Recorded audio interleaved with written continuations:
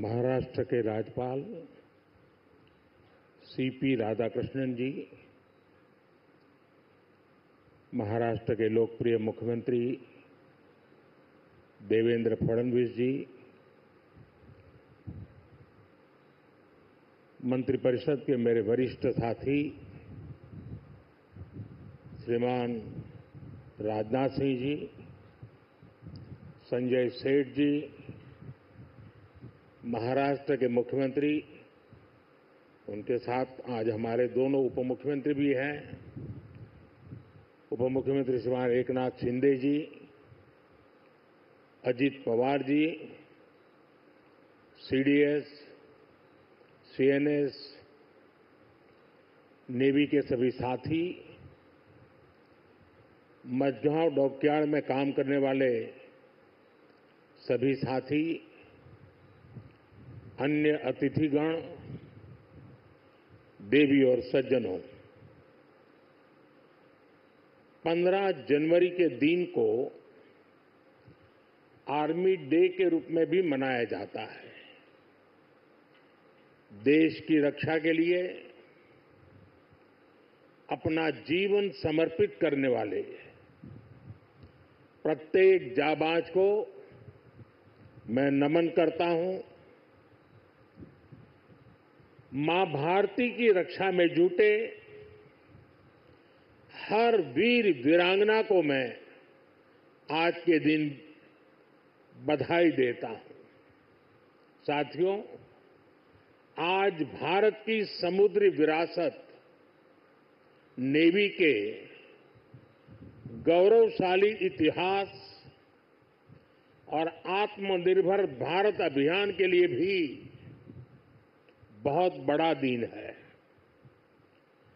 छत्रपति शिवाजी महाराज ने भारत में नौसेना को नया सामर्थ्य दिया था, नया विजन दिया था। आज उनकी इस पावन धरती पर 21वीं सदी की नेवी को सशक्त करने की तरफ हम एक बहुत बड़ा कदम उठा रहे हैं। ये पहली बार हो रहा है जब एक डिस्ट्रॉयर, एक फ्रिगेट और एक सबमरीन, तीनों को एक साथ कमीशन किया जा रहा है। और सबसे गर्व की बात कि ये तीनों frontline platforms made in India है। मैं भारतीय नौसेना को, इनके निर्माण कार्य से जुड़े सभी साथियों को, इंजीनियर्स को, श्रमिकों को और पूरे देश को बधाई देता हूं। साथियों, आज का एक कार्यक्रम हमारी गौरवशाली धरोहर को भविष्य की आकांक्षाओं से जोड़ता है। लंबी समुद्री यात्राएं, commerce, naval defence, ship industry, इसमें हमारा एक समृद्ध इतिहास रहा है। अपने इतिहास से प्रेरणा लेते हुए आज का भारत दुनिया की एक मेजर मैरीटाइम पावर बन रहा है। आज जो प्लेटफॉर्म लॉन्च हुए हैं, उनमें भी इसकी झलक है। अब जैसे हमारा नीलगिरी चौल वंश के समुद्री सामर्थ्य के प्रति समर्पित है। सूरत वॉरशिप उस कालखंड की याद दिलाता है जब गुजरात के पोर्ट्स के जरिए भारत वेस्ट एशिया से जुड़ा था। इन दिनों ये दोनों शिप्स, इसके साथ आज बागशीर सबमरीन की कमीशनिंग भी हो रही है। कुछ वर्ष पूर्व मुझे P-75 क्लास की पहली सबमरीन कलवरी की कमीशनिंग में शामिल होने का अवसर मिला था। आज मुझे इस क्लास की 6वीं सबमरीन बागशीर को कमीशन करने का सौभाग्य मिला है। ये नए फ्रंटियर प्लेटफॉर्म भारत की सुरक्षा और प्रगति दोनों को नया सामर्थ्य देंगे। साथियों, आज भारत पूरे विश्व और खासकर ग्लोबल साउथ में एक भरोसेमंद और जिम्मेदार साथी के रूप में पहचाना जा रहा है। भारत विस्तारवाद नहीं, भारत विकासवाद की भावना से काम करता है। भारत ने हमेशा ओपन, सिक्योर, इंक्लूसिव और प्रॉस्परस इंडो पैसिफिक रीजन का समर्थन किया है। इसलिए जब समुद्र से सटे देशों के विकास की बात आई तो भारत ने मंत्र दिया सागर। सागर का मतलब है security and growth for all in the region. हम सागर के विजन के साथ आगे बढ़े। जब भारत के सामने G20 की प्रेसिडेंसी संभालने का दायित्व आया तो दुनिया को हमने मंत्र दिया one earth, one family, one future. जब दुनिया कोरोना से लड़ते हुए पस्त पड़ रही थी तब भारत ने विजन दिया वन अर्थ, वन हेल्थ।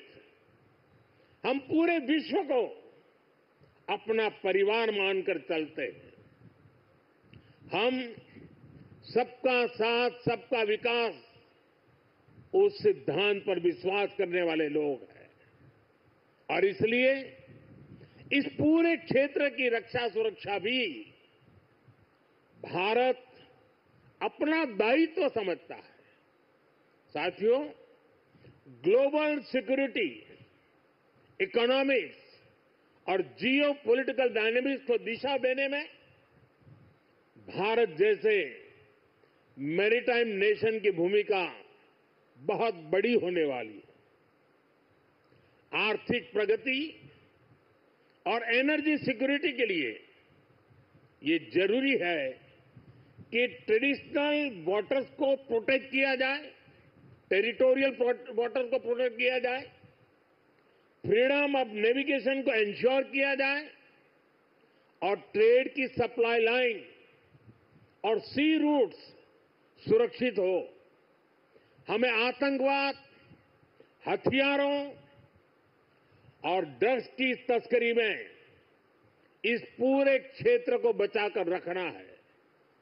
इसलिए आज जरूरी है कि समुद्र को सेफ और प्रॉस्परस बनाने में हम ग्लोबल पार्टनर बने। हम लॉजिस्टिक की एफिशिएंसी बढ़ाने और शिपिंग इंडस्ट्री के लिए काम करें। हम रेयर मिनरल्स, फिश स्टॉक जैसे ओशन रिसोर्सेज का दुरुपयोग रोकने में और इसे मैनेज करने की कैपेसिटी डेवलप करें। हम न्यू शिपिंग रूट्स और सी लेन्स पर अब कम्युनिकेशन को खोजने में इन्वेस्ट करें। मुझे खुशी है कि आज भारत इस दिशा में लगातार कदम उठा रहा है। भारत पूरे इंडियन ओशन रीजन में फर्स्ट रिस्पॉन्डर भी बनकर उभरा है। बीते कुछ महीनों में ही हमारी नौसेना ने सैकड़ों जानें बचाई हैं। हजारों करोड़ रुपए के नेशनल और इंटरनेशनल कार्गो की सुरक्षा की है। इससे दुनिया का भारत पर भरोसा बढ़ा है, आप सबके कारण बढ़ा है, और इसलिए मैं आज आप सबका भी अभिनंदन करता हूं। भारतीय नौसेना, कोस्ट गार्ड, उन पर यह लगातार भरोसा बढ़ता जा रहा है। आज आप ही देख रहे हैं, आसियान हो, ऑस्ट्रेलिया हो, गल्फ हो, अफ्रीका के देश हो, सबके साथ आज भारत का आर्थिक सहयोग लगातार मजबूत हो रहा है। संबंधों की इस मजबूती में इंडियन ओशन रीजन में भारत की उपस्थिति, भारत का सामर्थ्य एक बहुत बड़ा आधार है, और इसलिए आज का ये आयोजन सैन्य दृष्टि के साथ ही आर्थिक दृष्टि से भी उतना ही अहम है। साथियों, 21वीं सदी के भारत का सैन्य सामर्थ्य भी अधिक सक्षम हो, आधुनिक हो, ये देश की प्राथमिकताओं में से एक है। जल हो, थल हो, नभ हो, डीप सी हो या फिर असीम अंतरिक्ष, हर जगह भारत अपने हितों को सुरक्षित कर रहा है। इसके लिए निरंतर रिफॉर्म्स किए जा रहे हैं। चीफ ऑफ डिफेंस स्टाफ का गठन ऐसा ही एक रिफॉर्म है। हमारी सेनाएं और अधिक एफिशिएंट हो, इसके लिए थिएटर कमांड की दिशा में भी भारत आगे बढ़ रहा है। साथियों, पिछले 10 साल में जिस तरह भारत की तीनों सेनाओं ने आत्मनिर्भरता के मंत्र को अपनाया है, वो बहुत ही सराहनीय है।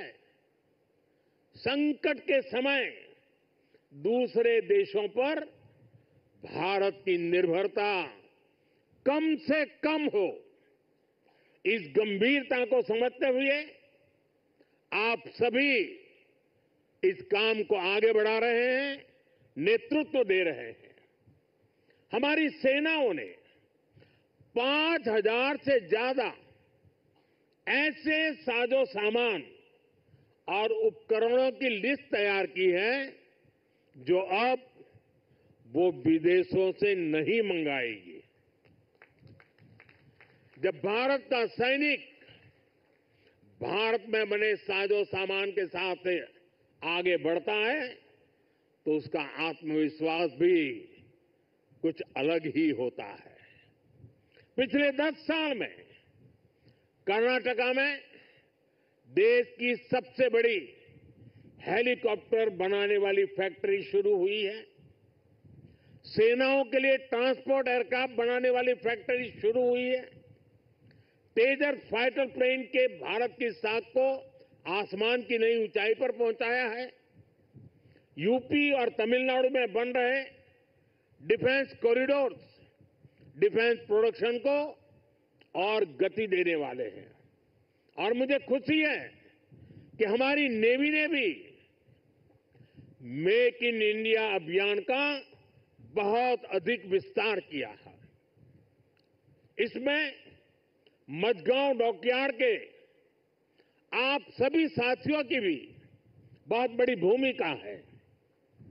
पिछले 10 साल में नेवी में 33 शिप्स और 7 सबमरीन्स को शामिल किया गया है। इन 40 नेवल वेसल्स में से 39 भारतीय शिपयार्ड में ही बने हैं।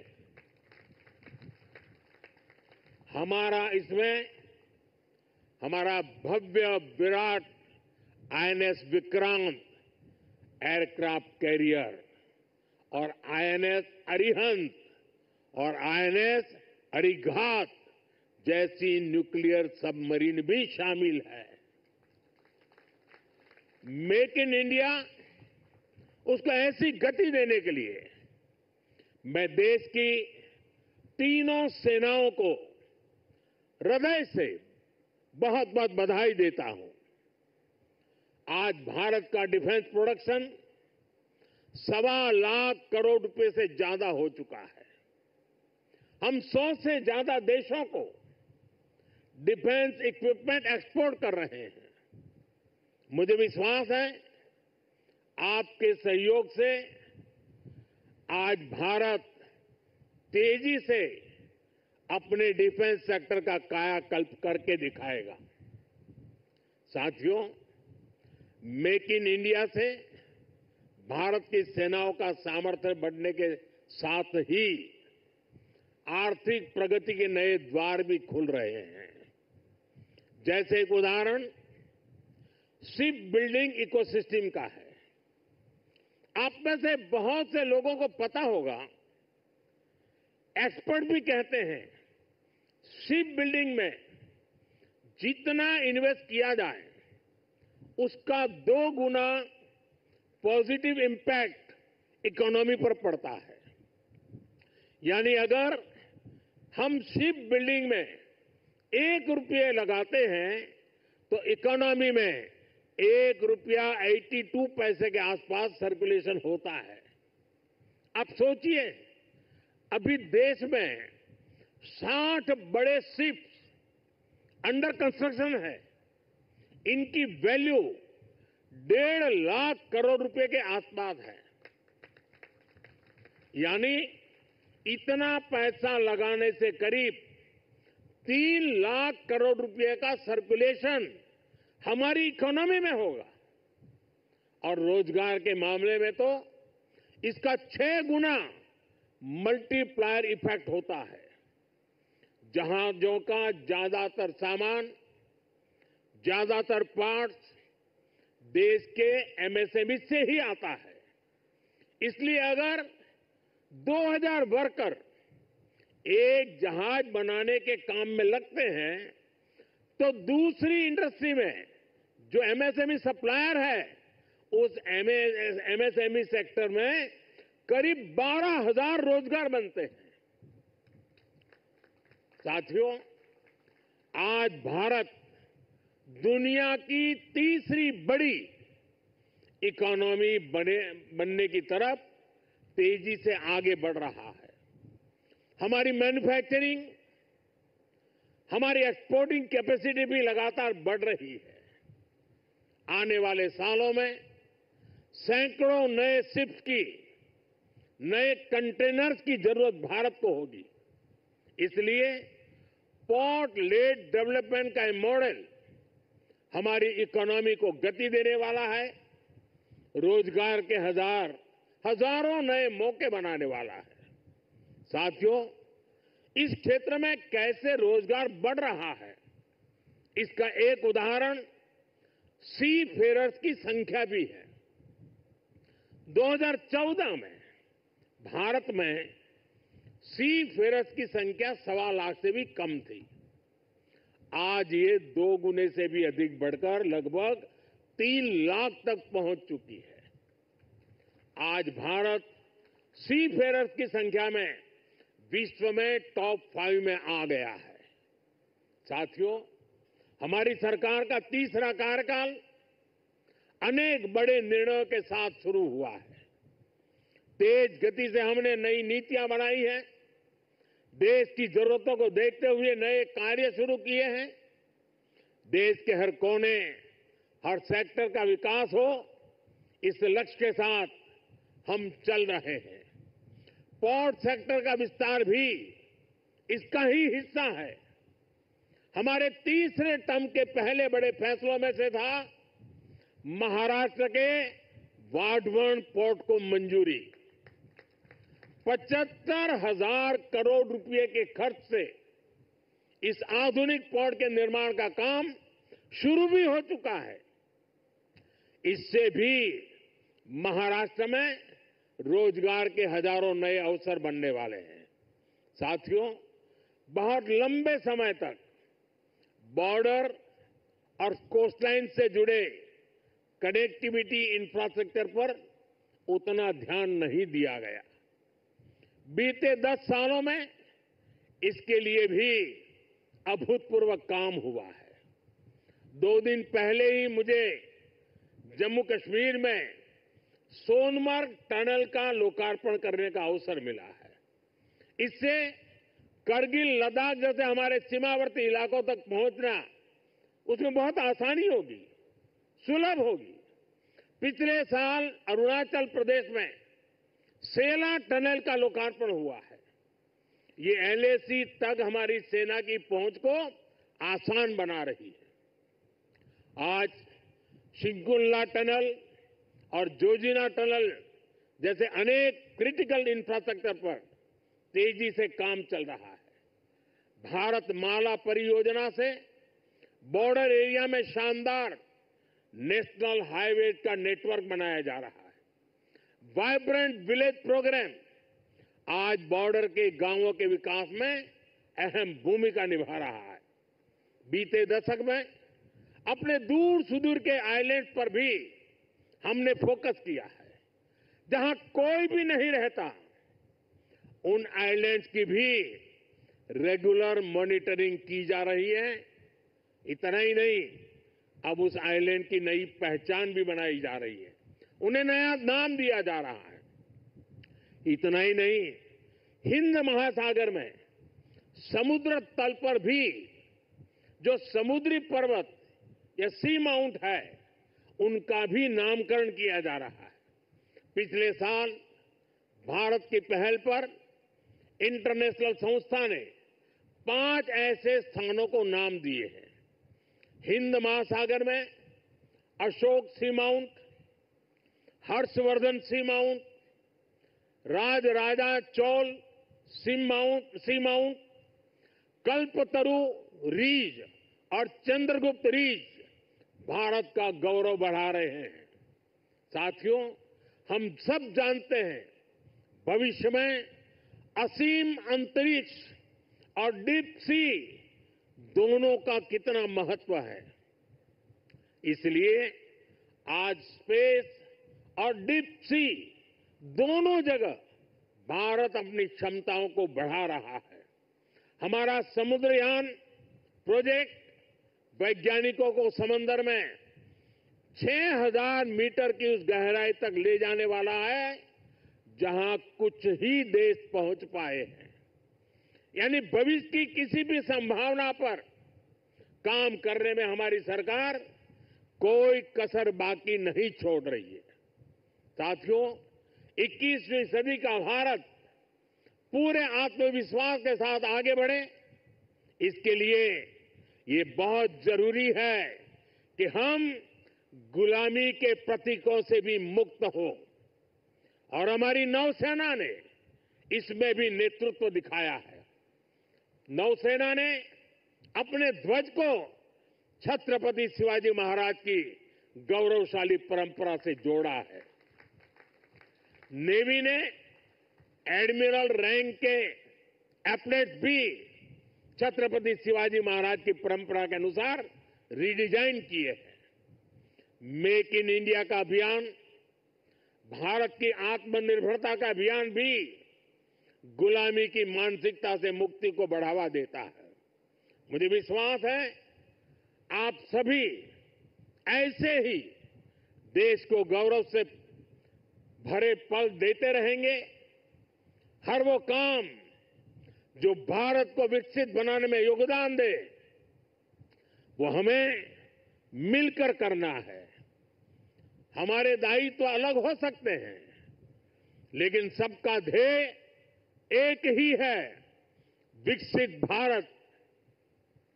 आज जो ये नए फ्रंटियर प्लेटफॉर्म देश को मिले हैं, इनसे हमारे संकल्प को मजबूती मिलेगी। और साथियों, जरा हल्की फुल्की बात करनी है तो मेरा अनुभव रहा है, मैं सेना के जितने भी कार्यक्रमों में गया हूं, अगर खाने में सबसे उत्तम व्यवस्था किसी में है तो नेवी में है।